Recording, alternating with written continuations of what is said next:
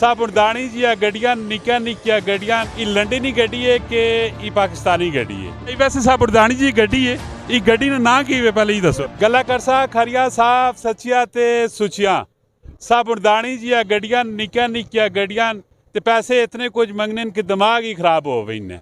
आखिर खर्चा इस ना घट होना है क्योंकि पाकिस्तान में पेट्रोल जो महंगा है तो ये पेट्रोल सिर्फ सूंघ नहीं है। और इस गड्डी ने मुतलक तुसा दसने आ कि ये गड्डी कितना नहीं है, ये लंडनी गड्डी है कि ये पाकिस्तानी गड्डी है। क्योंकि कपड़े जिस टाइम बाहरों आने ना वो लथे कपड़े होने ते वो वाले आखने कि लंडन है। तो जिस टाइम गड्डियाँ भी आनियां ने इस्तेमाल शुदियाँ गड्डियाँ होनियां तो उन्हें आखने लग्जरी गड्डियाँ। क्यों कपड़े कदे लंडन हो सकते तो गड्डियाँ लंडन नहीं हो सकती। पहले नंबर से जी अस्सलाम वालेकुम। वालेकुम सलाम। मां दसो कपड़े कदे लंडन हो सकते नो तो गड्डियाँ लंडन नहीं हो सकती। जिस तरह कपड़े आने ना इस्तेमाल होके गड्डियां उस तरह इस्तेमाल होके नहीं आनी। क्यों नहीं इस्तेमाल हो गया? रिकंडीशन होके आनी उधरों। रिकंडीशन कपड़े भी धोते आने उतो धो के भेजने साफ सुथरे करके भेजने ना वे जो चीजें नहीं लाने जड़े ला के भेजने नवियां नवियां। देखो जी क्या मैं आखने पैनो गड्डी भी इस्तेमाल हुई होनी उन्होंने रद्द हुई होनी कपड़े भी उन्होंने रद्द होए होने गरीब मुल्का नहीं भेज देने। गड्डी अस मां बढ़ा के सिर च बिठा के कपड़े जड़े होने उन्हें आग सट्टने लंडे ने गड्डियां भी लंडे नहीं होनी चाहिए।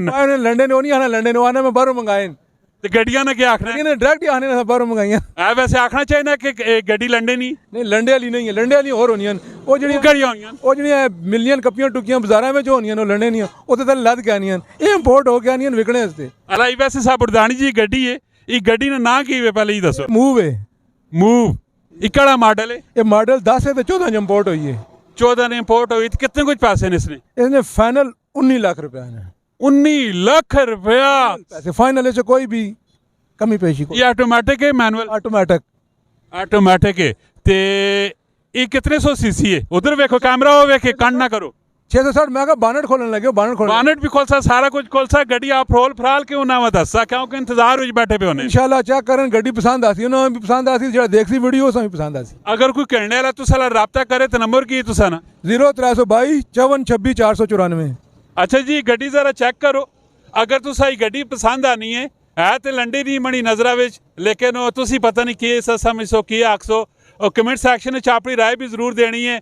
और इसी तरह इन्फॉर्मेटिव वीडियो मर तुसी असल राब्ता करियो इंशाल्लाह तरह तरह ने वीडियो तुसा को लानिया रह सुन मिलसा नेक्स्ट वीडियो च फी अमान अल्लाह।